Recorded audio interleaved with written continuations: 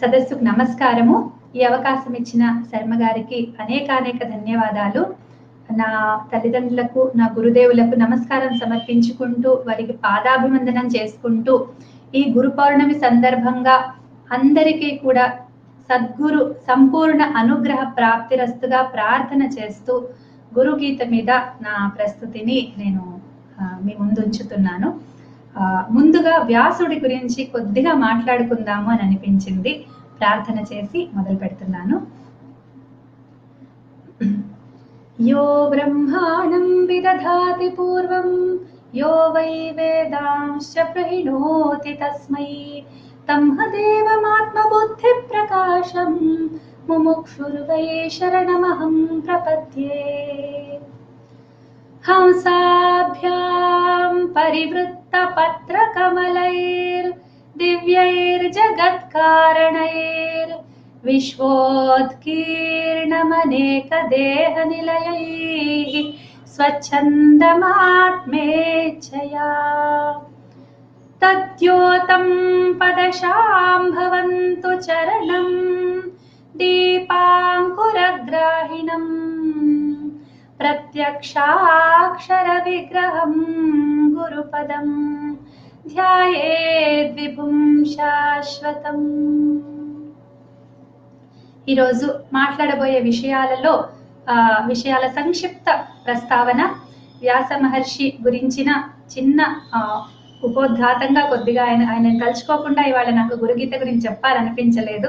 అందువల్ల ఆయన నామ సార్థకత, స్వరూప స్వభావాలు, వ్యక్తిత్వం, ప్రసిద్ధ కథా సందర్భాలు, కృతిత్వం, ఇది కొద్దిగా చెప్పుకొని ఆ తర్వాత గురుగీత కింద మాట్లాడుకుందాము.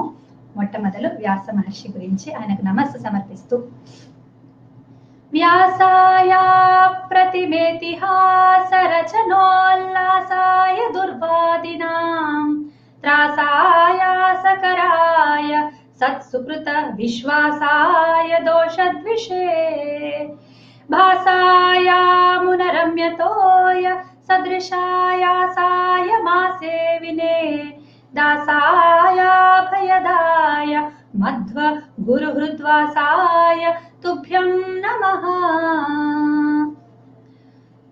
వ్యాస మహర్షికి నమస్సు సమర్పించి ఆయన నామ సార్థకత మొట్టమొదలు చూద్దాం. వ్యాస అంటే ఏమిటి అంటే విస్తార, కోశం ప్రకారము దాని అర్థం విస్తారము అని. ఆ తర్వాత పరాశర సుతుడైన ముని యొక్క ఇది అంటే సమాసము అంటేనేమో సంక్షిప్తం చేయటము, వ్యాసం అంటేనేమో విస్తారం చేయటము అనేసి మనకి ప్రసిద్ధమైన అర్థము. దాని తర్వాత పురాణ పాఠకుడు, ఎవరైనా సరే వ్యాసపీఠము అంటాము మనము, దానిపైన కూర్చుని ఏదైనా ఒక పురాణాన్ని వ్యాఖ్యానం చేస్తే ఆయన్ని వ్యాసుడు అని అంటారు. సో అదొక పదవి లాంటిది అని కూడా ఒకటి మనకి ఉన్నది. ఆ తర్వాత ఆయనకి నామాంతరాలు ఏమేమి ఉన్నాయి అంటే మాఠరః, ద్వైపాయనః, పారాశర్యః, కానీనః, బాదరాయణః, వ్యాసః, కృష్ణద్వైపాయనః, సత్యభారతః, పారాశరిః, సాత్యవతః, బాదరాయణిః, సత్యవతీ సుతః, సత్యరథః, పారాశరః అనేది శబ్దకల్పద్రుమంలో మనకి ఈ అర్థాలన్నీ దొరుకుతున్నాయి.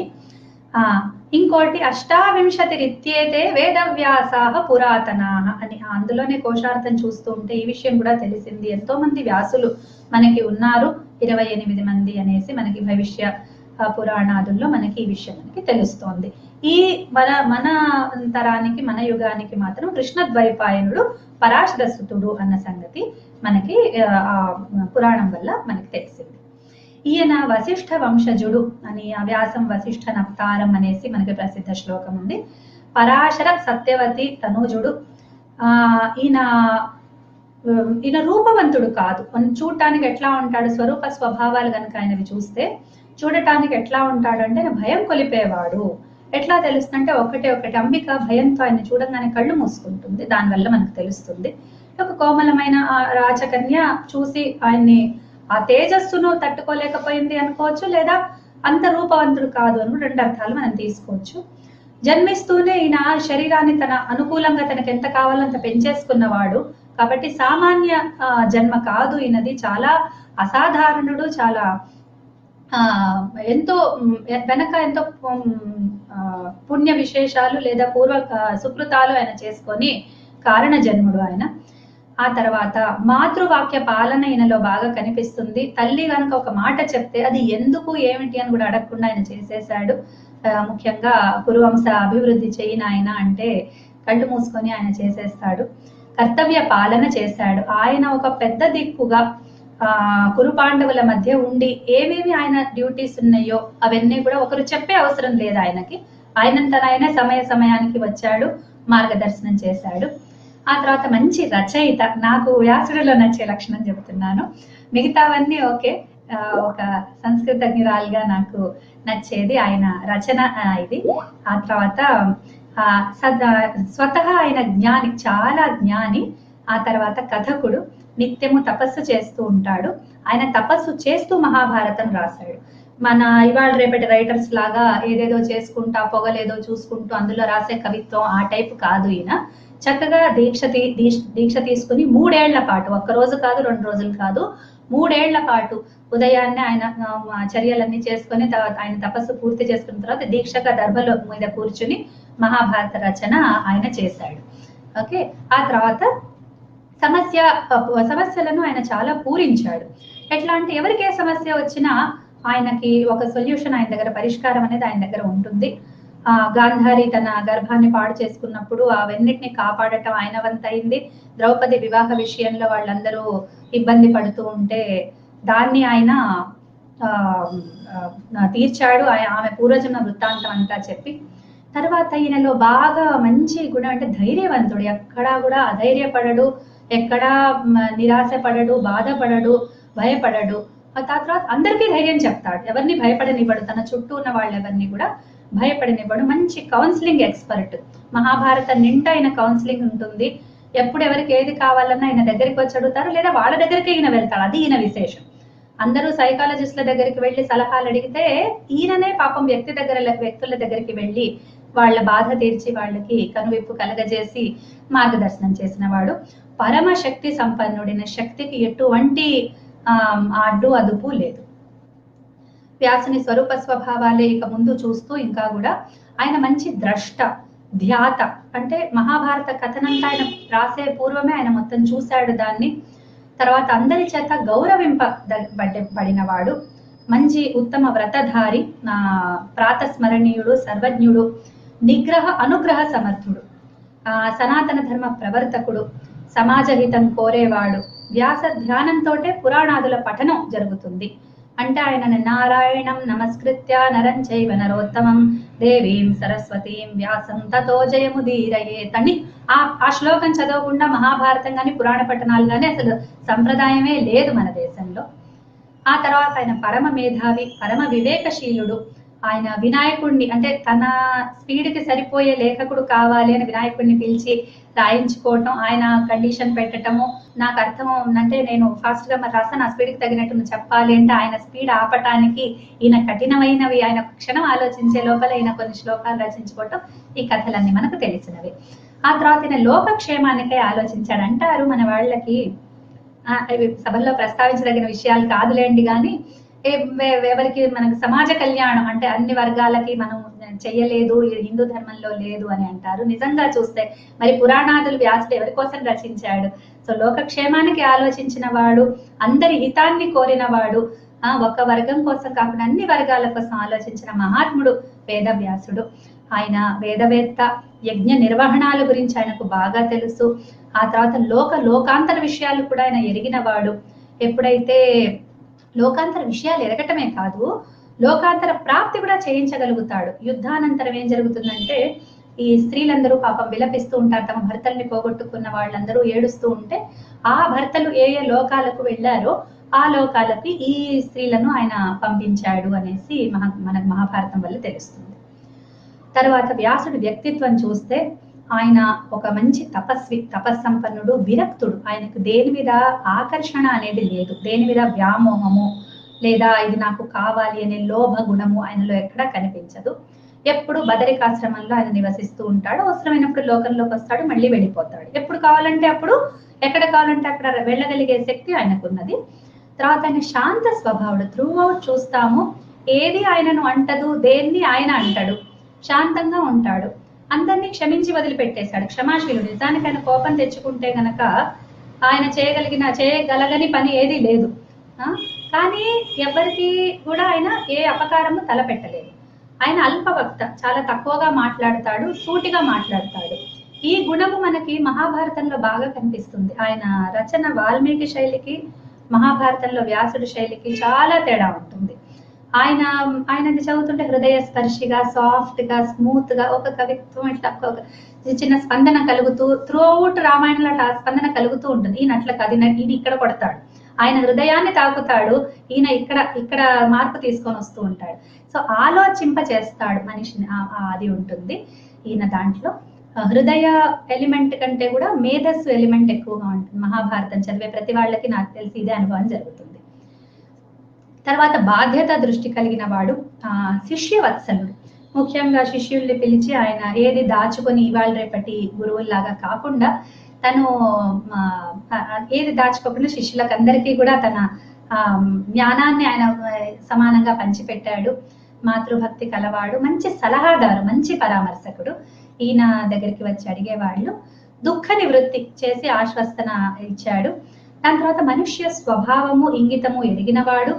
ఎన్నో ఉత్పాతాలు ఇంకా జరిగేవి ఈ దుష్టుడి వల్ల, ఈ దుర్యోధనుడు అనే దుష్టుడి వల్ల, ధృతరాష్ట్రుడి అంధత్వం వల్ల ఎన్నో ఇంకా జరిగే వాటిని కూడా వ్యాసుడు ఆపి పెట్టాడు. ఈయన ఆపినందువల్ల కొన్ని ఆగినాయి. తర్వాత సంవేదనశీలుడు, ఎందుకంటే ఎన్నో చేసి కూడా నేను ఇన్ని రాశాను, మహాభారతం రాశాను, నేను వేద విభజన చేశాను, ఇన్ని చేసినా కూడా నాకు మనస్సులో నాకు శాంతి కలగట్లేదు అంటూ చాలా బాధపడి వ్యాకుల పడినప్పుడు నారదుల వారికి తన బాధ చెప్పుకుంటే భాగవతం గురించి ప్రస్తావన చేయటం, ఈయన భాగవతం రాసి ఆ బాధలోంచి బయటికి రావటం జరుగుతుంది. కాబట్టి పరమ సంవేదనశీలుడు ఈయన. తర్వాత ఎంత గమనించినా మరి నాకు నా పరిధిలోకి అయితే రాలేదు, ఎందుకంటే ఈయన గురించిన ఒకటి ఇండెక్స్ లో పుస్తకం మొత్తం చదివాను. దాంట్లో ఈయన ఘట్టాలన్నీ చదివాను. మహాభారతంలో పూర్వగాథ లహరిలో చూశాను. వరాలు ఇచ్చిన సందర్భాలు ఉన్నాయి కానీ ఎవరికి శాపం పెట్టిన సందర్భాలు మాత్రం లేవు మరి నేను చూసినంతలో. కాబట్టి ఇది ఈయనలో. మరి వేరే ఋషులు అనగా నాకు చిన్నప్పుడు చాలా భయం వేసేది. ఎవరన్నా ఋషి అనగానమ్మో శాపం పెట్టేస్తాడేమో అన్న ఒక భయం ఉండేది. ఋషి గురించి చదువుతున్నప్పుడు నేను ఎప్పుడు శాపం పెడతాడో అన్నట్టు కొంచెం టెన్షన్ గా చదువుతూ ఉండేదాన్ని. అయితే ఈయన గురించి మాత్రం అట్లాంటిది ఏమీ టెన్షన్ ఉండదు, అప్రోచబుల్ గా ఉంటాడు ఈయన. దాని తర్వాత ఈయనకు పుత్ర వాత్సల్యం బాగా ఎక్కువ. ఈయన ఎవరి కోసమన్నా ఏడ్చాడు, ఎవరి కోసమన్నా అస్థిరమైనాడు అంటే అది పుత్రుడి కోసం అయినాడు. తన శుక్రుడి కోసం అని చెప్పి చాలా బాధపడతాడు. అతనికి నారదుడు వచ్చేసి అంత వైరాగ్యం బోధించేసరికి అతను వదిలిపెట్టి వెళ్ళిపోతుంటే చాలా దుఃఖిస్తాడు. నన్ను వదిలిపెట్టి వెళ్ళిపోతున్నాడు నా కొడుకు అని బాధపడతాడు. ఆ తర్వాత వ్యాసుడి ప్రసిద్ధ కథా సందర్భాలు ఎక్కడెక్కడ వచ్చినాయో చూద్దాము.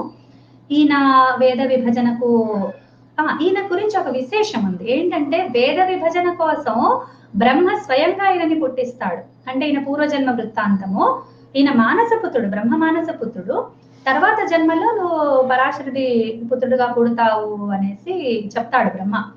సో అట్లా ఆయన సత్యవతికి పరాశరుడికి ఆ గర్భం ఆధారం చేసుకొని ఆయన భూమి మీదకి వస్తాడు. తర్వాత పురాణ లేఖనాన్ని చేశాడు, వేద విభజన కార్యం చేశాడు, సత్రయాగం సర్పయాగం వాటిలో ఆయన పాల్గొన్నాడు. ధృతరాష్ట్ర పాండు విదురులకు నియోగ వ్యవస్థలో తండ్రిగా ఉన్నాడు. పాండవుల సంరక్షణ మార్గదర్శనం చేశాడు. రాజసూయ యాగంలో సహాయం చేశాడు. సంజయ్కి దివ్య దృష్టి ఇచ్చాడు. సర్వతీర్థ సమ్మిశ్రణమైన వ్యాసస్థలి అనే ఒక దీన్ని ఎందుకు తయారు చేశాడట అంటే నాకు ఎంత వాత్సల్యం చూడండి, ఎంత సహృదయత చూడండి. మునులు ఋషులందరూ ఇబ్బంది పడుతున్నారు, దూరాలకు వెళ్ళాలని, నేను వాళ్ళందరికీ ఇక్కడే ఉండి వాళ్ళు సాధన చేసుకోవచ్చు అని చెప్పి అన్ని తీర్థాలు ఒక చోటికి వచ్చి ఉండేటట్టుగా వాటి మహిమ వాటి శక్తి అంతా ఒక చోట ఆయన తెచ్చి పొందుపరిచాడు. అంత శక్తి సంపన్నులు వాళ్ళు. తర్వాత ఘృతాచి అనే అప్సరస వలన శుకుడి జననం జరుగుతుంది ఈయనకి. శుకుని విరహము, ఆయన తండ్రిగా దుఃఖానుభవము దగ్గర ఆయన వ్యక్తిత్వం మనకు తెలుస్తుంది. ఇవి కథా సందర్భాలు ఆయన వచ్చినవి. తర్వాత ఇంకొక పురాణంలో, ఇది మహాభారతంలో ఉందో లేదో తెలియదు, పురాణంలో వస్తుంది.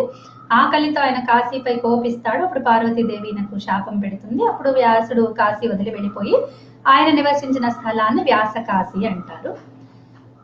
ఇది అయిపోయాక వ్యాసుడి కృతిత్వం అంటే ఆయన కృతిత్వము మహత్వం, ఆయన రచించిన గ్రంథాలు ఏమిటి, ఆయన మహత్వం ఏమిటో ఒక క్షణం చూద్దాము. వ్యాసుడి నుండి వెలువడిన అన్ని కృతుల పేర్లు మహాభారతము, అష్టాదశ పురాణాలు, వేద విభజన, బ్రహ్మసూత్రాలు, యోగ భాష్యం. ఈ యోగ భాష్యం గురించి కొద్దిగా ఇవి ఉన్నాయి, మనకి నిశ్చయంగా తెలియదు ఈయననే చేశాడా లేదా మనకది కరెక్ట్ గా తెలియదు. తర్వాత ఇంకా ఈ మహాభారతం గురించి ఒక మాట చెప్తారు, ఒక రచయితకు అంతకంటే ఏం కావాలి అని అంటే, నేను చాలా సామాన్య దృష్టితోటి ఆయన్ని ఒక సామాన్య మానవుడిగా తలచి నేను ఇది చేస్తున్నాను, అందుకని క్షమించాలి. అంటే నేను రిలేట్ చేసుకునే విధానము, ఒక కవి కానీ ఒక పురాణ క్యారెక్టర్ అయినా సరే, నేను రిలేట్ చేసుకునే విధానము ఒక నాకు అర్థమైన పరిధిలో ఆ వ్యక్తిని నేను చూస్తాను, నాకు అలౌకిక పరిధిలో నాకు చూడటం రాదు. అందువల్ల ఆ ఋషులు నన్ను క్షమించుగాక నా దృష్టి తప్పైతే కనుక. ఒక రచయిత ఎవరన్నా కోరుకునేది ఏంటంటే నా వర్క్ గొప్పగా ఉండాలి అన్న ఆశతో రాస్తారు. ఇది లోక విశ్రుతం అవ్వాలి, అందరూ దీన్ని మెచ్చుకోవాలి, అందరూ దీన్ని చదివి ఆనందించాలి. వ్యాసుడికి అది దక్కింది. నాకు తెలిసి వ్యాసుడు వాల్మీకి వీళ్ళిద్దరే ఆనందం అందరికీ అంటే సరే సమానంగా, అంటే ఇంకా ఇందులో ఒకళ్ళకి భేదాభిప్రాయం అంటూ లేకుండా ఉన్న రెండే కృతులు అనిపిస్తాయి నాకు. సో ఏంటి ఆయన పొందిన, ఆయన వాట్ హీ వన్, ఏంటి ఆయన విజయం సాధించిందంటే, ధర్మే చార్థే చ కామే చ మోక్షే చ భరతర్షభ యది హాస్తి తదన్యత్ర ఎన్నే హాస్తి నతత్వచిత్. ఈ 4 పురుషార్థాల విషయంలో ఇక్కడ ఉంది అంటే అది ఎక్కడైనా ఉంటుంది, ఇక్కడ లేదు అంటే అది ఎక్కడా ఉండదు, అంటే అది లోకంలో వస్తువే కాదు, అది పాసిబుల్, దానికి అసలు ఎగ్జిస్టెన్స్ అనేదే లేదు అనే ఒక ఖ్యాతి ఆయన గడించాడు. కాబట్టి ఆయన మనకు అనుకరణీయుడు, అనుసరణీయుడు, ప్రాతస్మరణీయుడు. తర్వాత ఈయన ప్రశస్తి ఏంటంటే, ఈయన చిరంజీవులలో ఒకడు. అశ్వత్థామ బలిర్ వ్యాసో ఈ శ్లోకం అందరూ ఎరిగిందే. ఈయన మహత్తు గురించి మనం ఇందాక సభలో చాలా సార్లు అనుకున్నాము. అచతుర్వదనో బ్రహ్మ ద్విబాహురపరో హరిహి అభాల లోచన శంభుర్ భగవాన్ బాదరాయణ అంటూ ఈయన గురించి చెప్పుకొని ఆనందంగా ఆయనకి నమస్కారం చేసుకొని, ఈ రోజు ఆయన కారణంగా మనం గురు పూజ చేసుకుని, గురు పూజోత్సవం అంటారు ఈ రోజుని. నేను చూశాను, సంప్రదాయకులు చక్కగా పూజ చేసుకుంటారు. చాతుర్మాస్యాదులు మొదలయ్యే రోజు, తర్వాత ఆ వాతావరణమే ఒక సాధనకు అనుకూలంగా, మనస్సుని శాంతపరిచేదిగా, మనలో ఉన్న చెడు భావాలు లేదా ఏమన్నా ఇబ్బందికరమైన ఉంటే వాటిని తొలగించేదిగా ఉండే రోజు ఇది. ఈ తర్వాత వాతావరణం కూడా దానికి అనుకూలంగానే ఉంటుంది. ఇంతవరకు ఆయన గురించి చెప్పి ఇప్పుడు గురు గీతా ప్రసంగం మొదలు పెడుతున్నాను. శ్రీ గురు గీతకు నమస్కరిస్తూ పార్వతీ పరమేశ్వరులకు వందనాన్ని సమర్పించుకుంటూ, గురు గీతలో నేను చెప్పబోయే విషయాలు, ముందు గ్రంథ పరిచయము, తర్వాత అందులో ప్రస్తావింపబడ్డ విషయాలు, విషయోద్ఘాటనం ఎట్లా జరిగింది, గురువు ఆచార్యుడు భేదాలు, అందులో నిర్వచనం అవన్నీ కూడా కవర్ అవుతాయి. గురువు యొక్క ముఖ్య లక్షణాలు, ఉత్తమ శిష్యుడి లక్షణాలు, ఉపాసన విధులు, భేదాలు, గురువు మహాత్మ్యం, పరమాత్మ స్వరూపం. ఇవి ఇందులో గురు గీతలో వచ్చిన ముఖ్య విషయాలు. మొదలు గ్రంథ పరిచయం చూద్దాము. మనకు జీవితంలో తొలి గురువు తల్లిని మించిన దైవం లేదు అంటారు, తల్లిని మించిన గురువు కూడా లేరు. ఎందుకంటే మనకు కావాల్సిన బేసిక్స్ అన్నీ మొదలు పూర్తి చేసేది తల్లి కాబట్టి ఆమె మొదటి గురువు. తర్వాత మలి గురువు తండ్రి. తల్లి చేయగలిగిన ఏరియాస్లో అవన్నీ చేసిన తర్వాత ఇంకా నెక్స్ట్ లెవెల్ ఏరియాస్ అన్ని కూడా తండ్రి క్లియర్ చేస్తాడు మన జీవితంలో. మనకు ఈ ప్రపంచ వ్యవహారాల దగ్గర నుండి లౌకిక విషయాలు ఎన్నో, ఇంకా మంచి చదువుకున్న తండ్రి కనుక మనకు దొరికితే అంతకంటే అదృష్టం ఏం లేదు. నేను అదృష్టానికి నోచుకున్న దాన్ని, మా తండ్రి గారి గైడెన్స్ నాకు చాలా దొరికింది. వారికి, మా తల్లి గారికి ఈ అవకాశంగా తీసుకొని నేను వారికి నమస్కారం సమర్పించుకుంటాను మనస్ఫూర్తిగా. ఈ వాక్కు ఇవన్నీ కూడా వాళ్ళు నాకు ఇచ్చిన ప్రేరణ, అమ్మ ప్రేరేపించింది, తండ్రి ఆ జ్ఞానాన్ని ఇచ్చాడు కాబట్టి వారిద్దరికి నమస్సులు. తర్వాత వచ్చే స్థానం శిక్షా గురువు అంటారు. మనం అందరినీ ఈ మధ్య టీచర్లని, స్కూల్ టీచర్లని, కాలేజ్ టీచర్లని, మనకి ఏమన్నా నేర్పించిన వాళ్ళందరినీ మనం ఇవాళ రోజున గురు పౌర్ణమి రోజు తెలుసుకుంటాం. తప్పేం కాదు, కానీ వారంతా మనకు శిక్షా గురువులే. వాళ్ళందరూ మనకి ఏదైనా కళ, ఏదన్నా ఇప్పుడు స్కిల్స్ అంటారు కదా, అటువంటివి ఏవి నేర్పించినా వాళ్ళందరి పీపీల కాదు బ్రహ్మ పర్యంతం అందరూ మనకు శిక్షకులే. సో వాళ్ళు శిక్షక అంటే గురువు అని అర్థము. సో వీళ్ళంతా శిక్షా గురువులు. ఓకే, తరువాత వస్తాడు 4వ స్థానంలో ఉన్నవాడు, అసలు ఆత్మోన్నతి కలిగించే దీక్షా గురువు. ఈయన తురియ స్థానంలో ఉన్నాడు. సో 4వ స్థానమే మనకు త్రిగుణాలు, అదేంటి స్వప్న, జాగ్రత్త, స్వప్న, సుషుప్తి 3 అవస్థలు, వీటన్నిటికీ అతీతమైన స్థానం కూడా 4. అట్లాగే దీక్షా గురువు స్థానం కూడా మన జీవితంలో 4వ స్థానమే ఉంటుంది.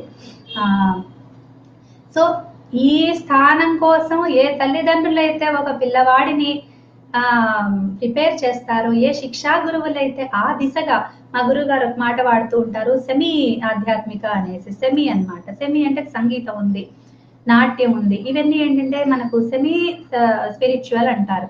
అంటే వాటిల్లో కొంత స్పిరిచువాలిటీ ఉంటుంది.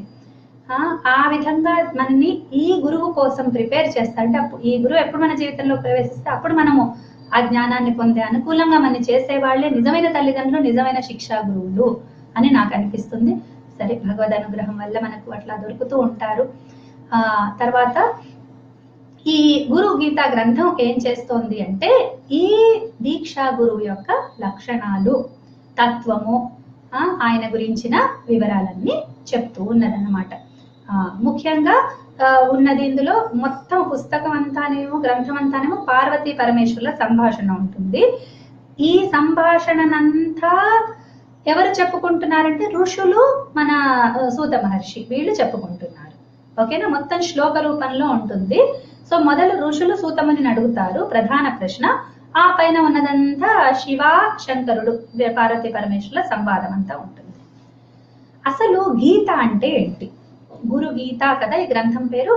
అసలు గీత అనే శబ్దానికి అర్థం ఏంటి అంటే, గై అనే ఒక ధాతువుకి కర్మ అర్థంలో క్త అనే ప్రత్యయం చేస్తాము. గై అనేది ఇప్పుడు మనం గీతము, గానము అంటుంటాం కదా, దాని వెనకాల ఉన్న ధాతువు గై, దానికి క్త అనే ప్రత్యయం చేస్తాము. అందువల్ల గీత అని అయింది. అది గురు శిష్య కల్పనయ ఆత్మ విద్యోపదేశాత్మకమైనది. ఓకే, గురు శిష్యులు వాళ్ళ కోసమని ఉపయోగపడే ఆత్మ విద్య ఉపదేశాలు, ఇట్లాంటివన్నీ కథా విశేషంగా ఉన్నప్పుడు ఇదే విషయంగా ఉంటాయి. కానీ ఎన్నో గీతలు ఉన్నాయి. 25 గీతలతోటి ఉన్న ఒక పుస్తకము గీతా ప్రెస్ వాళ్ళు 25 గీతాస్ వేశారు వాళ్ళు మధ్యలో, హిందీ అర్థంతో శ్లోకం చెప్పుకుంటూ వెళ్ళారు.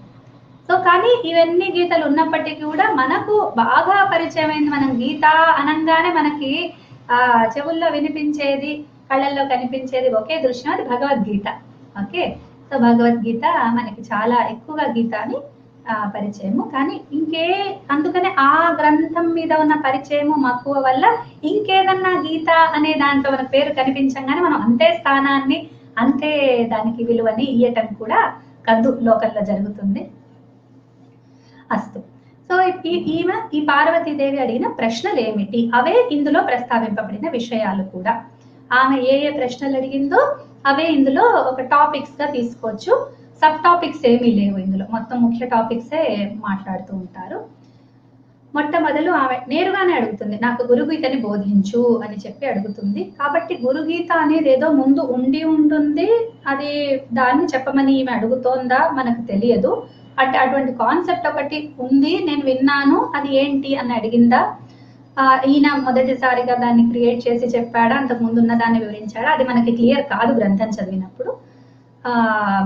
ఆ తర్వాత మొదటి ప్రశ్నలోనే అడుగుతుందంటే మన కళ్యాణం కోసం, మన జీవుల మంచి కోసం, శుభం కోసం అని చెప్పేసి మన తల్లిదండ్రులు ఎంత ఆరాటం ఆదుర్ద పడతారో భగవంతుడు కూడా అంతే ఆదుర్ద పడతాడు. అందులో తల్లి రూపంలో ఉన్న జగజ్జనని అయితే ఇంకా చెప్పక్కర్లేదు.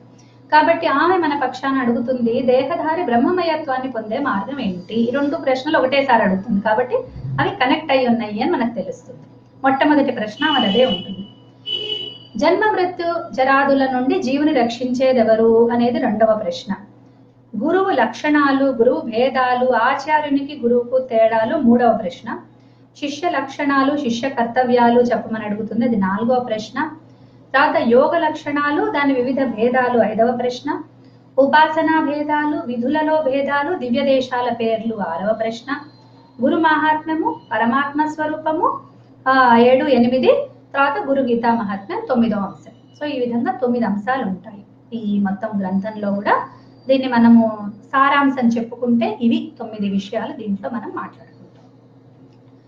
సరే, గురువు ఎవరు అనే దాంతో పరమేశ్వరుడు విషయోద్ఘాటనం చేస్తాడు. ఎందుకంటే పార్వతీదేవి అడిగిన తొలి ప్రశ్న ఏంటి అంటే గురుగీత చెప్పు అని అనగానే గురు శబ్దం వచ్చింది కదా, అక్కడి నుంచి ఆయన మొదలు పెడతాడు. గురువు ఎవరు అనేది ఆయన చెప్తాడు.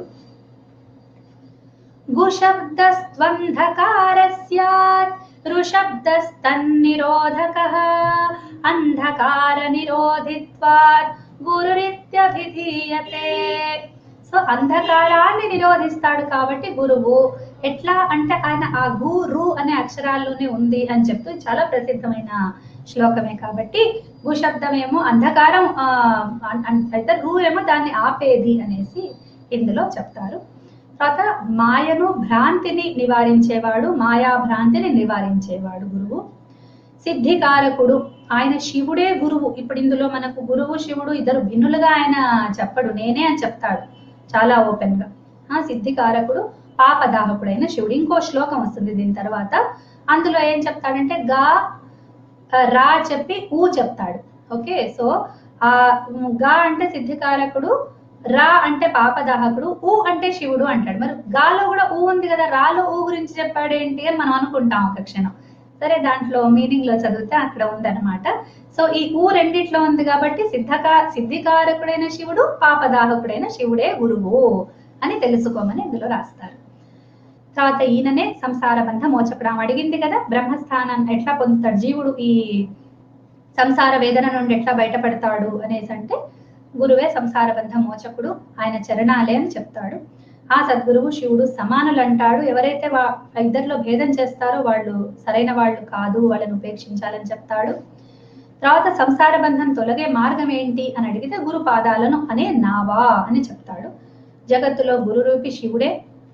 గురువు జ్ఞానప్రదుడు, పరమానంద సాగరంలో ముంచేస్తాడు, సచ్చిదానంద స్వరూపుడు, క్రియాయోగ సంబద్ధుడు. సో ఈ క్రియాయోగం అనే పదం వేరే వేరే గురువుల దగ్గర కూడా మనం చూస్తూ ఉంటాము. వాళ్ళు స్పెసిఫిక్ గా కొన్ని విధానాలు చేసుకుంటారు. సో అటువంటిది, సో క్రియాయోగం అనేది ఒక స్పెసిఫిక్ ప్రాసెస్ గురించి కాదు, అటువంటి ఒక ప్రాసెస్ ఉండటం గురించి అన్న సంగతి నాకు ఈ పుస్తకం చదివాక అర్థమైంది. ఆ తర్వాత గురువు ధర్మ అధర్మ జ్ఞానాన్ని కలగజేస్తాడు. ఇవి ఆయన పరమేశ్వరుడు సాక్షాత్తు చెప్తున్నవి. నా వైపు నుంచి నేను జోడించింది ఏమీ లేదు దీంట్లో. ఆయన ఏం చెప్తే పుస్తకంలో నేను అది రాశాను. తర్వాత టాపిక్ గురువు ముఖ్య లక్షణాలు ఏంటి, ఇవన్నీ అడుగుతుంది నేరుగానే. దాని లక్షణాలు చెప్పు, శిష్య లక్షణాలు చెప్పు, ఇది చెప్పని పాపం ఆయన చక్కగా ఇద్దరు కూర్చొని ముచ్చట్లు పెట్టుకుంటూ ఉంటే ఆయన చెప్తూ ఉంటాను, వింటూ ఉంటుంది. దానివల్ల మనకు లాభం జరుగుతూ ఉంటుంది.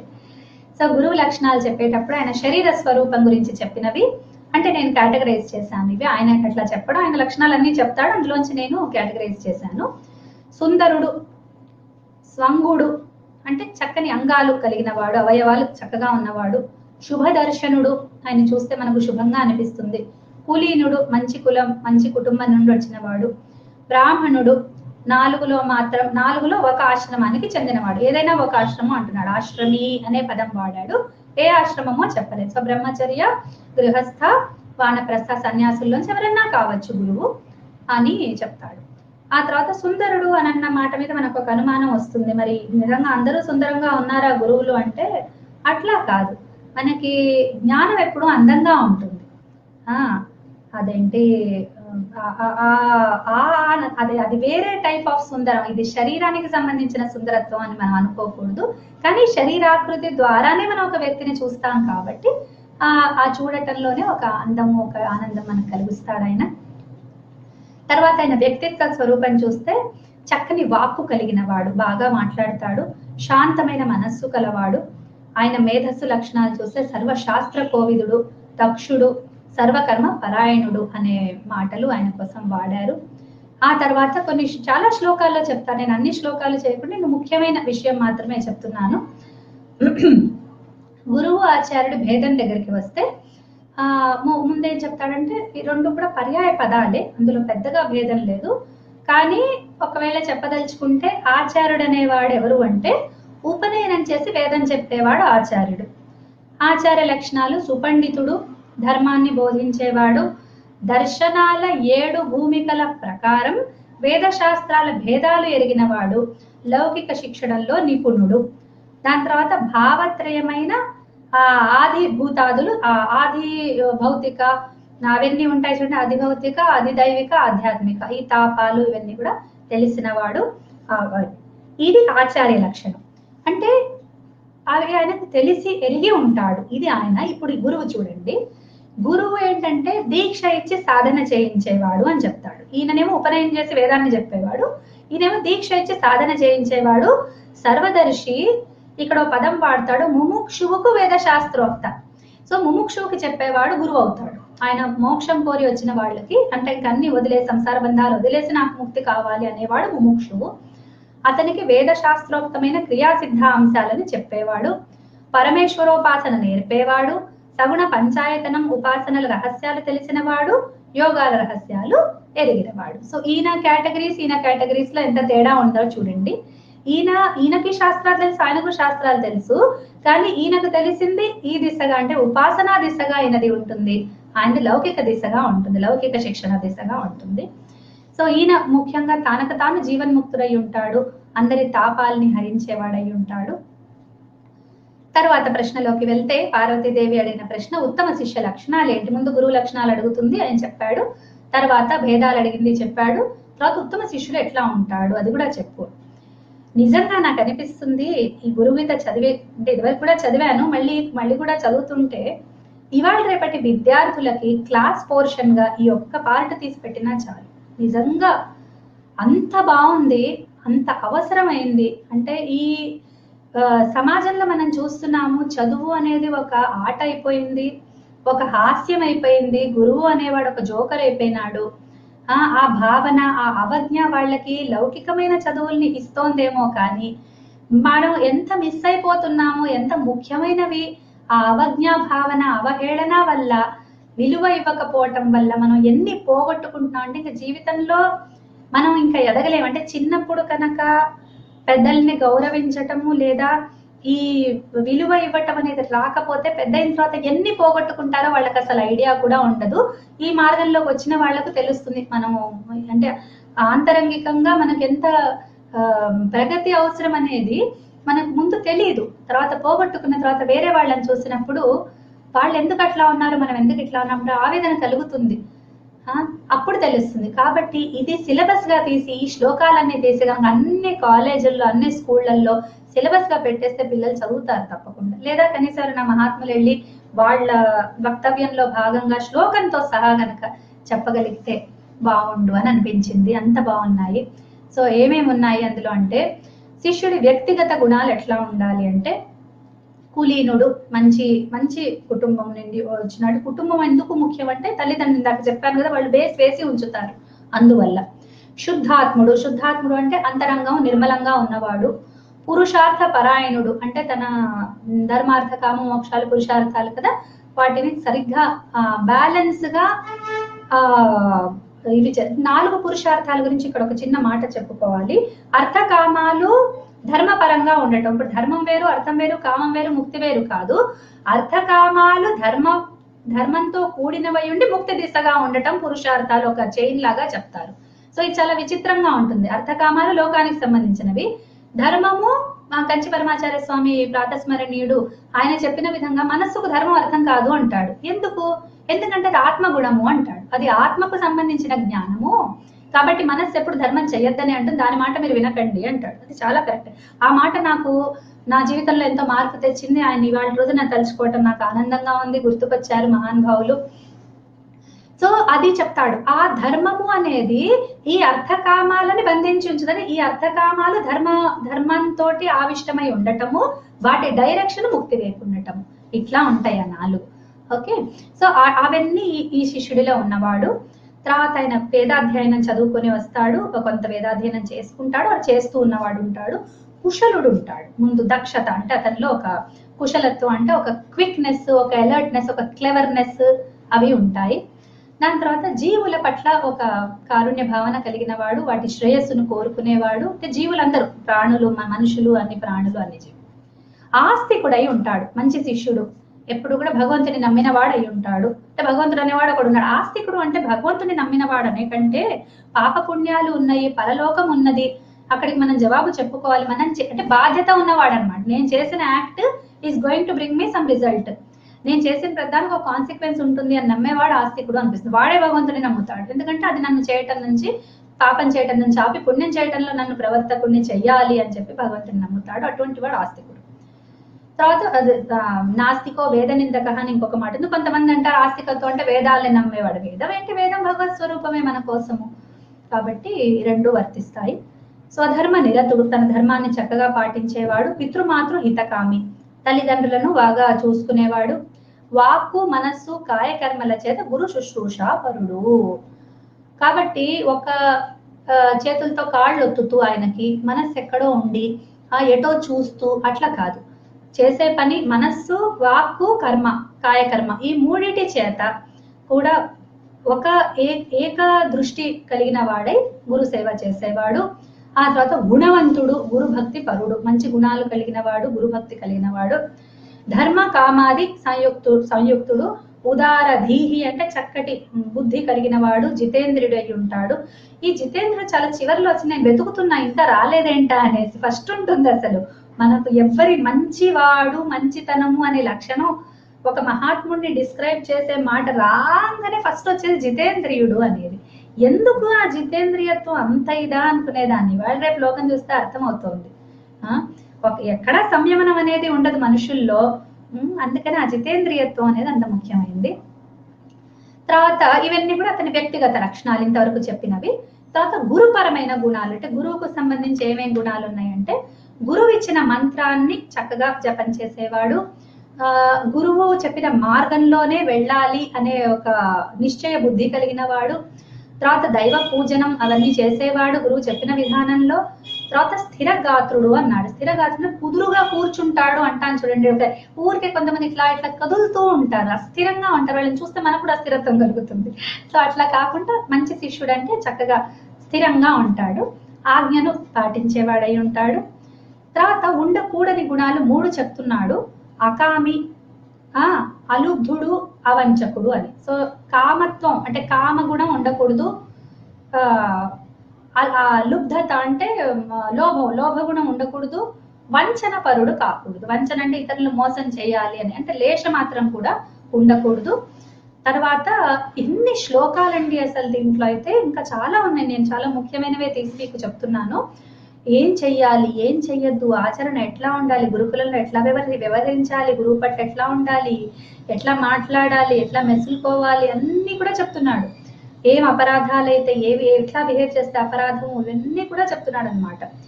చివరికి ఏమంటాడంటే తండ్రితోటి ఒక కొడుకు ఎట్లా ఉంటాడో అట్లా శిష్యుడికి పోలిక చెప్తాడు. తర్వాత కొంతమంది కింద కనుక్కున్నట్టు మనకు తండ్రే గురువు, గురువే తండ్రి ఉన్న చోట కూడా ఇది వర్తిస్తుంది. తర్వాత ఒక మాట అంటాడు, ఏవం విధ భవే శిష్య, ఒక శిష్యుడు అనేవాడు ఈ విధంగా ఉండాలి. ఇతర దుఃఖకృత్ గురోహో, ఇతరుడు అంటే ఈ గుణాలలో ఏ మాత్రం తక్కువ ఉన్నా కూడా వాడు గురువుకి దుఃఖం కలిగించేవాడే అంటాడు. సరే, మనం నిర్వచనం స్టార్టింగ్ లో ఎక్స్పెక్ట్ చేస్తాం కానీ నేను మధ్యలో ఒక చోట చెప్తాను. నేను గ్రంథ క్రమంలోనే విషయాన్ని చెప్పుకుంటూ వస్తున్నాను. సో నిర్వచనం చెప్తాడు శిష్యుడిది ఏంటంటే, శరీరమర్థం ప్రాణైశ్చ గురుభ్యో యః సమర్పయన్ గురుభిః శిష్యతే యోగం సశిష్య ఇతి కథ్యతే అంటాడు. శరీరము, అర్థము, ప్రాణాలు వీటిని గురువుకి సమర్పించేసి అప్పుడు గురువు చేత తన శిష్యత్వాన్ని పొందినవాడు ఓకే యోగాన్ని తను పొందుతాడు. అటువంటి వాడు యోగం అంటే సంయోగం అనుకోవచ్చు, లేదా ఆ జ్ఞాన యోగం అనుకోవచ్చు, జ్ఞానం ట్రాన్స్ఫర్ అవ్వటం అనుకోవచ్చు. సో అతడు శిష్యుడు అని చెప్తాడన్నమాట. అంటే శరీరం చేత, తన ధనం చేత, తన ప్రాణాల చేత, ప్రాణం అంటే శక్తి అని తీసుకోవాలి, ప్రాణాలంటే ప్రాణాలని కాదు శక్తి అని తీసుకోవాలి ఇక్కడ. దాని తర్వాత గురువు ఆజ్ఞని ఎప్పుడూ కూడా పాటించాలి, గురువు కంటే అన్యుల్ని ఎప్పుడూ భావించకూడదు.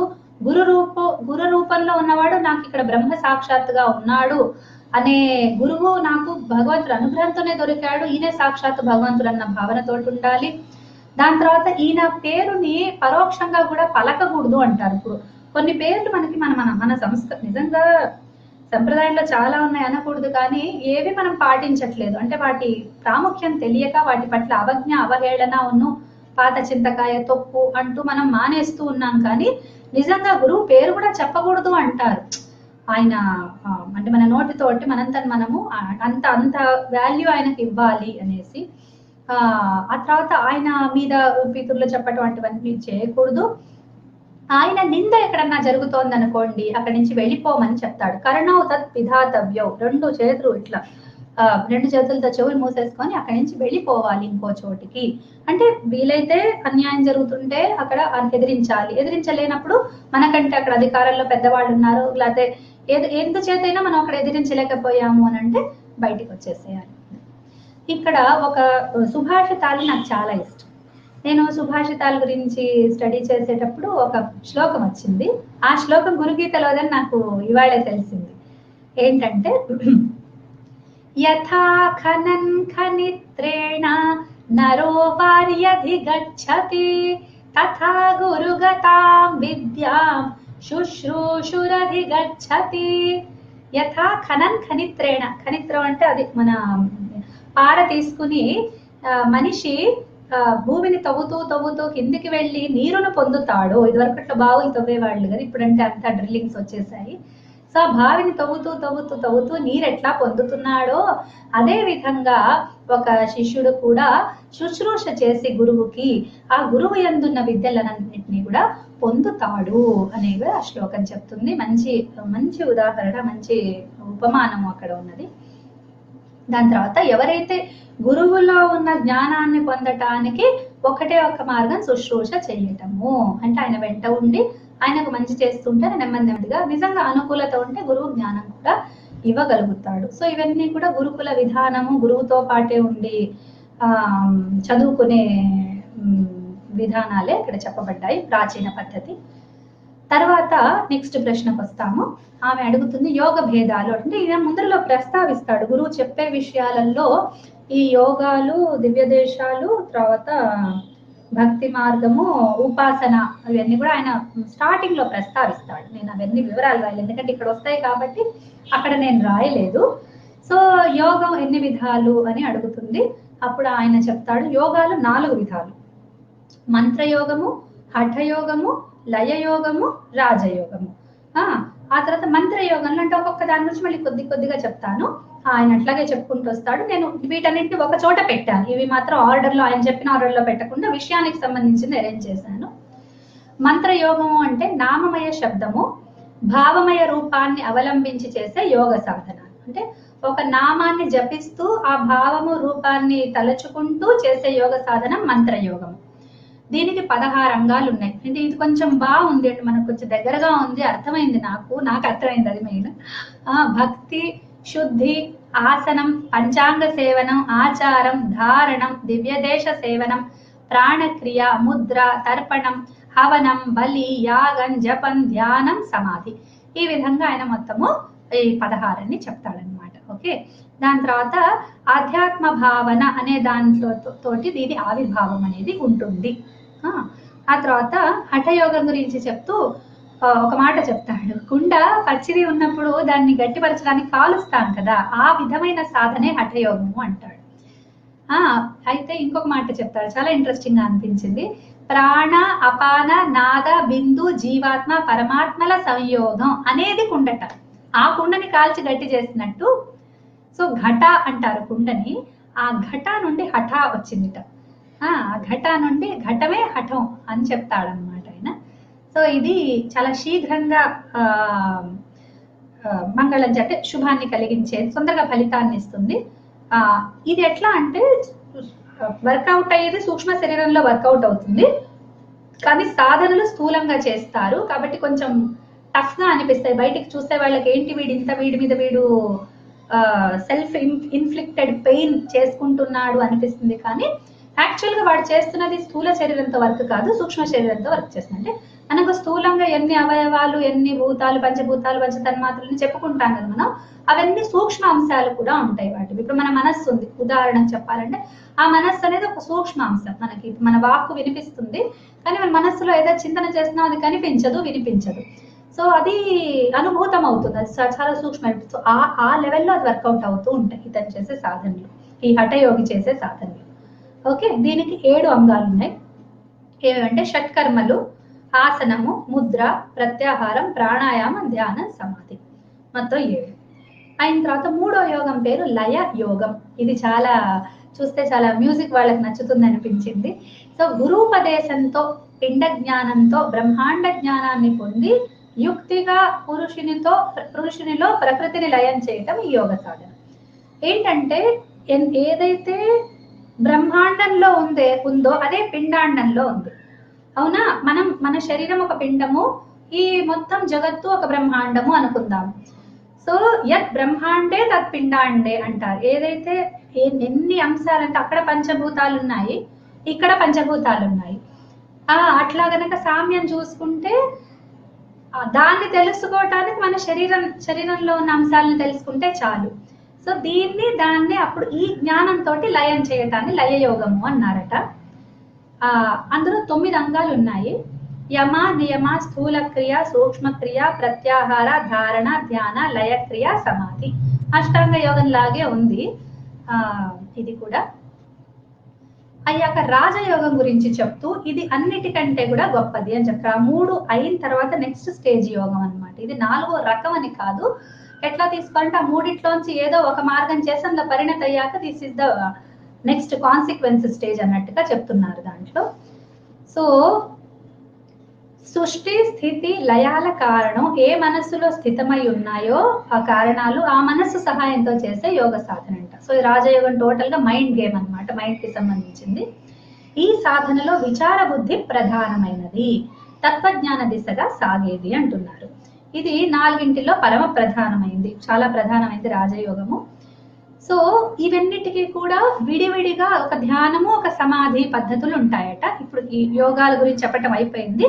ఇప్పుడు మనము వాటిల్లో ఉండే ధ్యానము, సమాధి ఏంటి చూద్దాం ఒక్కొక్క దానికి. మంత్రయోగంలో ఉన్నది స్థూలమైన మూర్తి ధ్యానము, దీని సమాధిని మహాభావన సమాధి అంటారు. హఠయోగంలో ఉన్నది తేజోమయమైన జ్యోతిర్ధ్యానము, దీని సమాధిని మహాబోధ సమాధి అంటారు.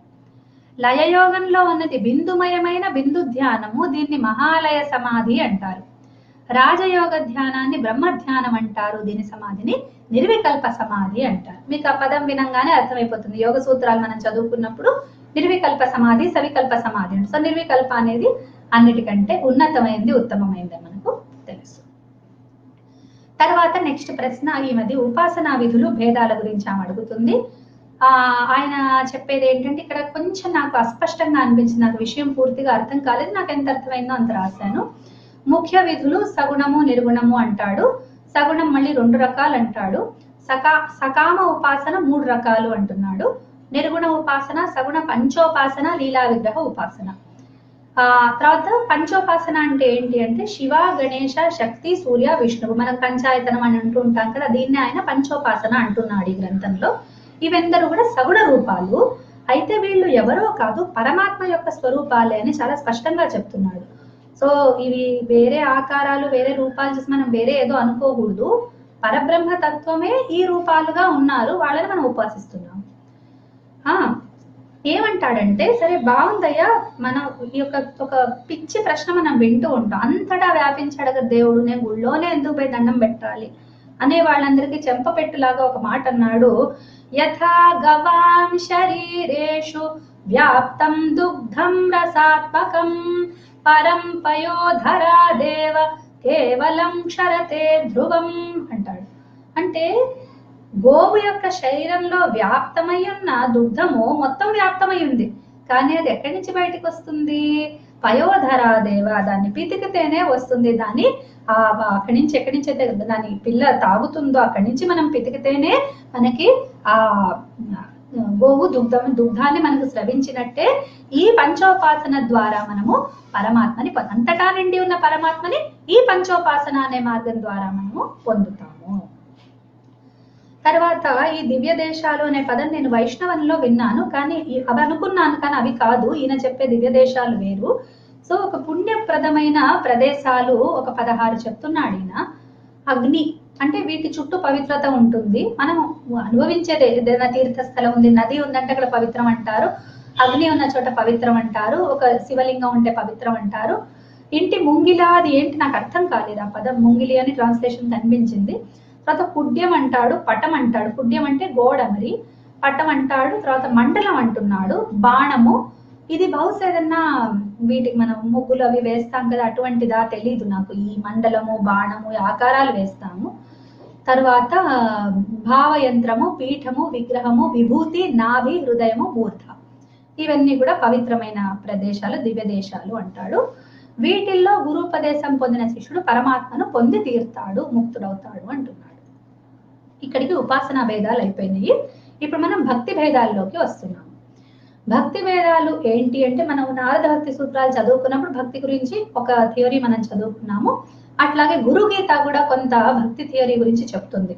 మనకు ఆశ్చర్యం వేస్తుంది, ఏంటి మనం గురువు గురించి చదువుకుంటున్నామా, ఉపాసనా భక్తి యోగాలు ధ్యానాలు అంటాడేంటినా అని నాకు ఆలోచిస్తే అనిపించింది. గురువు ఇచ్చేది ఏంటి మరి? గురువివే కదా చెప్పేది. భగవద్ అనుగ్రహం వల్ల నా జీవితంలో కూడా నాకు అది తటస్థించింది. మా గురువు గారు కూడా నాకు ఇవన్నీ చెప్పారు. ఈ గురుగీత చదువుతుంటే నేను ఎక్కువ రిలేట్ అవ్వగలిగాను.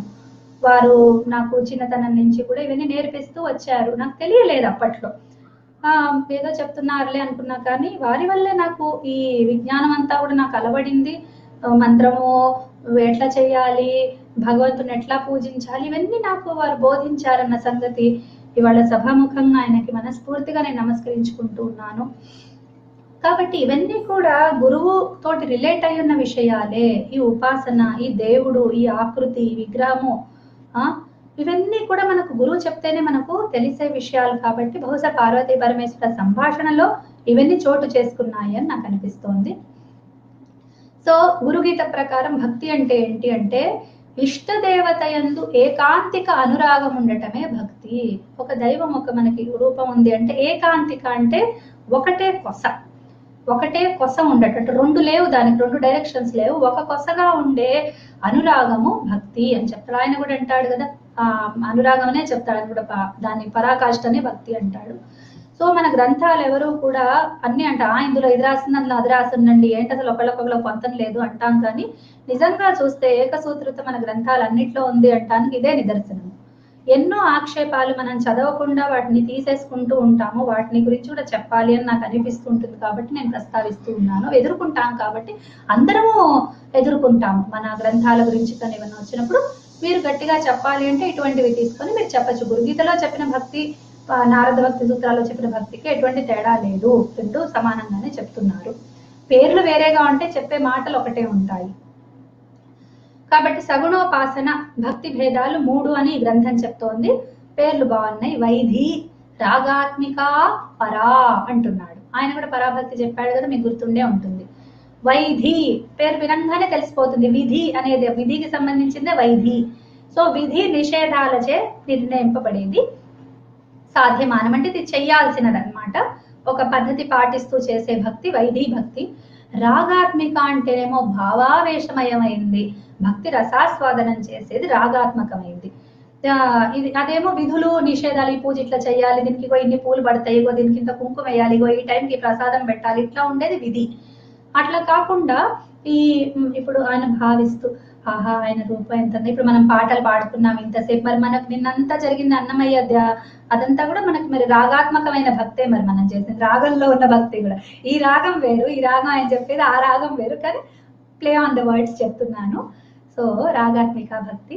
ఆయన తర్వాత పరాభక్తి. ఈ పరాభక్తి ఎటువంటిదంటే పరమానందం. పరమానందం అనేది మనం చాలా ఫ్రీగా హాయిగా వాడేసిన బ్రహ్మానందం, పరమానందం జోక్స్ అయిపోయాయి మనకి. కానీ నిజంగా ఆలోచిస్తే పరమానందం అనేది ఇంకా ఇంతకంటే ఆనందం అనేది లేదు లోకంలో. అది ఎక్కడ వస్తుందంటే నిర్వికల్ప సమాధిలో ఒక యోగి పొందుతాడు. ఆ తర్వాత వీళ్ళు మన సాధువులు వాళ్ళందరూ కూడా ఆ ఏకాత్మకమైన స్టేజ్ లో ఒక భక్తుడు ప్రపంచమంతా మర్చిపోయి తన భగవంతుని గురించి మన త్యాగరాయ స్వామి పాటలు పాడేటప్పుడు ఆ స్టేజ్కి వెళ్ళిపోయేవారు అని అంటారు. అది పరమానంద స్థితి. కాబట్టి అది ఆ స్టేజ్ ని పరాభక్తి అని అన్నారు. దాని తర్వాత భక్తుల రకాలు కూడా చెప్తాడు. భక్తుల రకాలు 4 అంటాడు.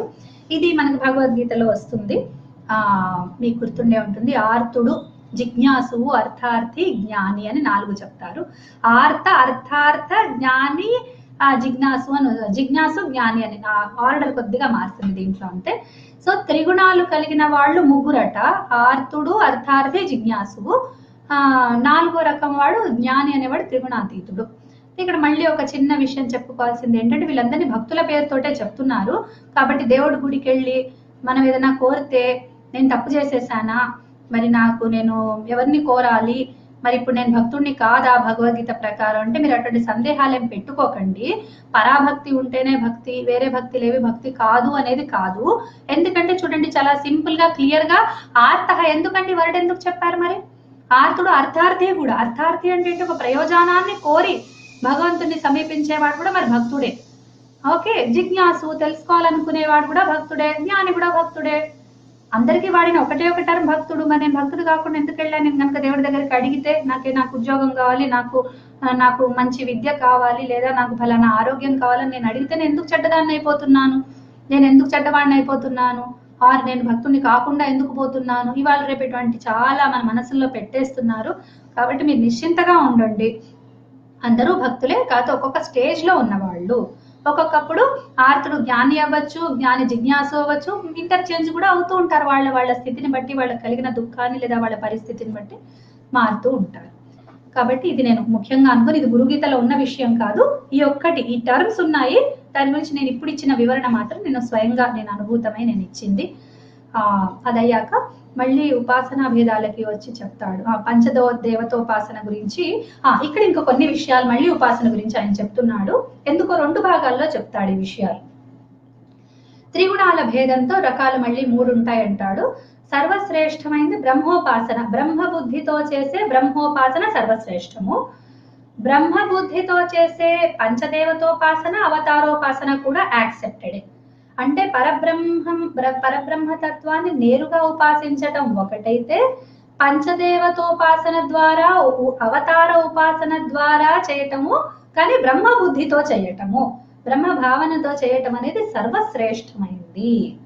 ఓకే, ఇప్పుడు మధ్యమ శ్రేణి ఉపాసనలో ఏం చెప్తాడంటే, ఋషుల ఉపాసన, దేవతల ఉపాసన, ఇతరుల ఉపాసన సకామ బుద్ధితో చేస్తే. అంటే నాకు ఫలానా కోరిక ఉంది, ఈ జపాన్ని ఇన్నిసార్లు చేయండి, ఈ స్తోత్రాన్ని రోజుకి ఇన్నిసార్లు చదవండి, మీకు 40 రోజుల్లో ఈ ఫలితం వస్తుంది, లేదా ఇన్ని ప్రదక్షిణలు చేయండి, మీకు ఈ గుడికి వెళ్ళి ఇన్ని ప్రదక్షిణలు చేయండి, మీకు ఈ పని అవుతుంది అనేది మధ్యమ శ్రేణి భక్తి ఉపాసన.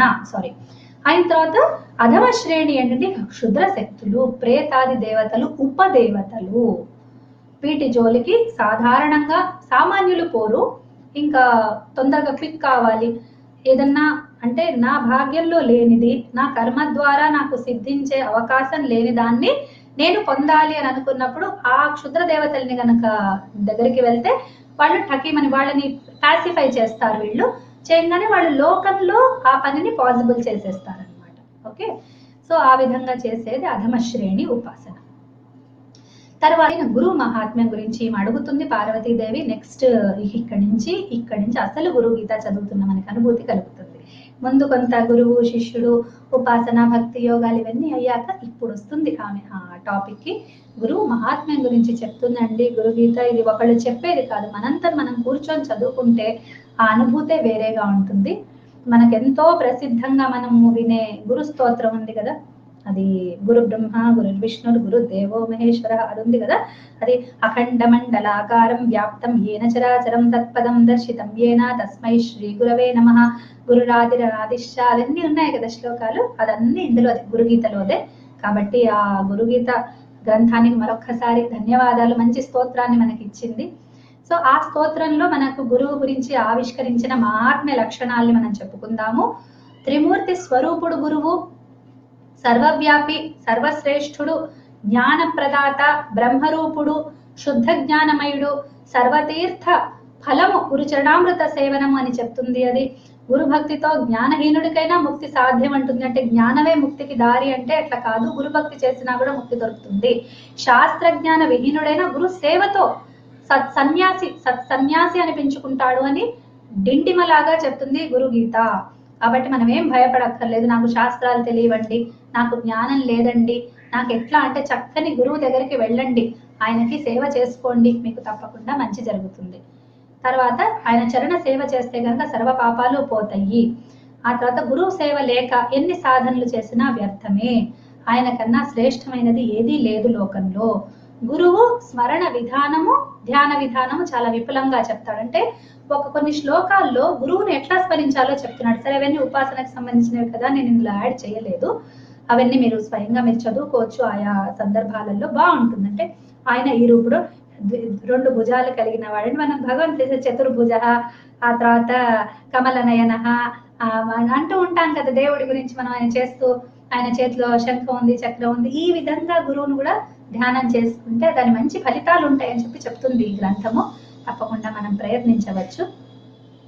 తర్వాత ఇవన్నీ చెప్పిన తర్వాత ఇంకా చివరిలో ఒక మాట అంటాడు, నమోస్తు గురవే తస్మై ఇష్టదేవ స్వరూపిణే యస్య వాక్యామృతం హంతి విషం సంసార సంయుతం. ఎవరి వాక్యం అమృతమయమైన వాక్యము సంసారం అనే పేరు కలిగిన విషాన్ని హంతి చంపేస్తుందో అటువంటి గురువుకి, నా ఇష్టదేవత స్వరూపుడైన నా గురువుకి నమస్కారము అని చెప్తుంది. అంటే దీనివల్ల మనకు రెండు విషయాలు తెలుస్తాయి. ఒకటి ఆయన ఇష్టదేవత స్వరూపుడు అన్న సంగతి, నెక్స్ట్ ఆయన మాట్లాడితే చాలు మన సంసారం అనే బంధం మొత్తం తొలగిపోతుంది, ఆ విషయం నశిస్తుంది అని మనకు తెలుస్తుంది. ఆ తర్వాత ఇంకా చాలా శ్లోకాలు ఉన్నాయి. ఎన్ని ఉన్నాయంటే అవన్నీ కూడా మీరు స్వయంగా మీరు చదువుకొని ఆనందాన్ని పొందొచ్చు. నేను ఈ విస్తార భయం వల్ల నేను దాన్ని తీసుకోలేదు. తర్వాత ఆయన చెప్పేది పరమాత్మ స్వరూపాన్ని గురించి చెప్తూ ఉంటాడు. ఇక పరమాత్మ స్వరూపం దగ్గరకు వచ్చి పార్వతి ప్రశ్న చేసినప్పుడు గురుగీత ఆగిపోయినట్టే అనిపిస్తుంది. ఎందుకంటే పరమాత్మ స్వరూపాన్ని వర్ణించాలి అంటే ఈవెన్ పరమశివుడు వర్ణించినా కూడా పదాల్లోనే వర్ణించాలి. కాబట్టి ఆయన తత్వం ఎంత అనంతమైందో ఆ పదాలు కూడా అంతే అనంతంగా ఉంటాయి. అయినప్పటికీ కూడా అది పూర్తి కాదు అనేది మనకి ఎట్లాగో ఉంది. కాబట్టి అందులో కొన్ని విషయాలు నేను ఇట్లా సూచనాప్రాయంగా చెప్పేసి వదిలేస్తాను. ఏక స్వరూపుడు అంటే ఒక్కడే ఆయన. ఓకే, అద్వితీయుడు, రెండు లేనివాడు, సత్యుడు నిజం అంటే ఉన్నవాడు అంటే ఉండుట, సత్యం అంటే ఉండుట అని అర్థము. నిత్యుడు ఎప్పుడూ ఉండేవాడు, పరాత్పరుడు అంటే పరము కంటే కూడా పరమైన వాడు, స్వప్రకాశాత్ముడు ఆయనకి ఇంకో లైట్ అక్కర్లేదు. మనం అంటే రూమ్ లో లైట్ వేసుకుంటే గానీ మనం కనిపించు, ఆయన అట్లా కాదని స్వప్రకాశుడు. సదా పూర్ణుడు ఎప్పుడు కూడా నిండుగా ఉంటాడు. నిర్వికారుడు, ఏ వికారము అంటే సంస్కృతంలో మనకు వికారం ఉందంటే కడుపులో వికారంగా ఉంది, తలలో వికారంగా ఉంది, ఆ వికారం కాదు. వికారం అంటే మార్పు అని అర్థం. ఓకే, నిర్వికారుడు అంటే మార్పు లేనివాడు. నిరాధారుడు అంటే ఆధారం లేనివాడని కాదు, ఈయన కంటే గొప్ప ఆధారం ఇంకొకటి లేదు అనేవాడు. నిర్విశేషుడు, ఈయన కంటే ఇంకొక విశేషం లేదు అనేటువంటి వాడు. ఈ విధంగా చెప్పుకుంటూ వెళ్తాడండి. ఎన్ని శ్లోకాలు ఉన్నాయో దీని గురించి అయితే. అసలు ఆయన వల్లే పరమాత్మ వల్లే సూర్యుడు దయిస్తున్నాడు, పరమాత్మ వల్లే గాలి వీస్తుంది అనేసి ఇట్లా చెప్పుకుంటూ మొత్తం మన ప్రపంచం అంతా ఈయన మీదే నడుస్తుంది. నేను నువ్వు కూడా ఆ పరమాత్మ అంశాలమే, ఆయనలో భాగాలమే అని చెప్పేసి ఆయన చెప్తూ ఉంటాడు. తర్వాత త్రిమూర్తి స్వరూపం గురువు కనుక త్రిమూర్తుల స్వరూపాన్ని పరమాత్మ స్వరూపంగా ఆవిష్కరిస్తాడు. వాళ్ళ క్రియల చేత ఎట్లా పరమాత్మలో అంశాలైనారో లేదా పరమాత్మ స్వరూపాలైనారో అదంతా కూడా ఆయన మొత్తం కూడా వివరిస్తాడు. అన్ని కూడా నువ్వు నేను కూడా ఆయనలో భాగాలమే అంటాడు. నాకు చాలా నచ్చింది ఆ మాట, నాకు చాలా సంతోషం అనిపించింది. అయిన తర్వాత మొత్తం ఇదంతా అయిన తర్వాత చివరి ప్రశ్న పార్వతీదేవిది, గురుగీత చదివినందువల్ల ఫలితం ఏంటి అని అడుగుతుంది. అడిగితే ఆయన ఏంటంటాడంటే చాలా చెప్తాడు. మళ్ళీ అక్కడ ఇంకా కొన్ని నెంబర్ ఆఫ్ శ్లోకాస్ చాలా ఉన్నాయి. దాదాపు 212 నుండి 230-40 వరకు ఉన్నాయి మొత్తం. సో ఇదంతు భక్తి భావేన పఠ్యతే శ్రూయతే తవ, దీన్ని భక్తితో చదివినా విన్నా కూడా, లేదా దీన్ని రాసి ఎవరికన్నా ఇచ్చిన, అంటే ఇదివరకంతా మనకి పుస్తకాలు అచ్చులు లేవు, రాయటం అనేది ఒక క్రియగా ఉండేది. లిపికారులు చాలా మంది ఉండేవాళ్ళు. సో అట్లా అది కూడా ఒక ఉద్యోగం లాగా ఉండేది. పండితుల దగ్గర పనిచేస్తే వాళ్ళు పుస్తకాలు రాసేందుకు ఇంత పేపర్ కానీ ఇచ్చేవాళ్ళు. సో అట్లా గ్రంథాలు రాసి ఇవ్వడం. ఇప్పుడు అంటే మనకు ముద్రణలు వచ్చేసినాయి, డబ్బులు ఇచ్చి కొనుక్కుంటున్నాము. అప్పుడు గ్రంథం లేక పాపం వాళ్ళు ఇబ్బంది పడేవాళ్ళు పండితులు. సో అది అందుకనే రాసి ఇవ్వటం. ఇది కూడా నాకు మా గురువు గారు చెప్పారు.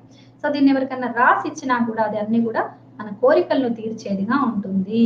ఎవరైతే దీన్ని ఒక కోరిక కలిగి దీన్ని చదువుతారో వాళ్ళకి ఆ కోరిక తీరుతుంది. ఇది కామధేనువు లాంటిది అని చెప్పి మొత్తం ఇంతకంటే సురద్రుమహ అంటాడు, కల్పతరువు లాంటిది అని చెప్పి, దీన్ని చింతామణి లాంటిది, అన్ని ఏది కోరుకుంటే అది మనకి ఇస్తుంది అని చెప్పేసి దీన్ని ఎప్పుడూ జపం చేయాలని చెప్పి చివర్లో ఒక మాట అంటాడు, సత్యం సత్యం పునః సత్యం నిజ ధర్మో మయోదితః గురుగీతా సమో నాస్తి సత్యం సత్యం వరాననే. నిజంగా నిజం చెప్తున్నాను ఓ పార్వతి. చివరి శ్లోకం 230. ఏంటికంటే సద్గురు గీత కంటే దీంతో సమానమైన ఇంకో గ్రంథం లేదు అనేది సత్యము అని చెప్పి ఆయన ఈ గ్రంథాన్ని ముగిస్తాడు. కాబట్టి నా వక్తవ్యం కూడా నేను ఇక్కడితోటి ముగిస్తున్నాను. సంసారా పారపాథోధే పారంగంతుం మహేశ్వరీ శ్రీగురోశ్చరణాంభోజ నౌకే వైకావలంబనం. గురు చరణాంబుజాలనే నౌక ఒక్కటే ఈ సంసారం అనే సముద్రాన్ని నుండి దాటటానికి ఒక నౌక, అది ఒక్కటే మార్గము ఓ మహేశ్వరి అని చెప్పిన ఈ గురుగీతా గ్రంథము మనందరికీ దీని శ్రవణము వల్ల మనకి అందరికీ కూడా మంచి ఫలితాలను అందించుగాక అని కోరుకుంటూ ఆ పరమాత్మకు నమస్కారాలు అర్పిస్తూ ధన్యవాదాలు. స్వస్తి. సర్వం శ్రీమన్నారాయణ అర్పణమస్తు. స్వస్తి ప్రజాభ్యః పరిపాలయంతాం న్యాయ్యేన మార్గేణ మహిం మహిషాః. గో బ్రాహ్మణేభ్యः శుభమస్తు నిత్యం. లోకాः సమస్తాः సుఖినో భవంతు. నమో నమః.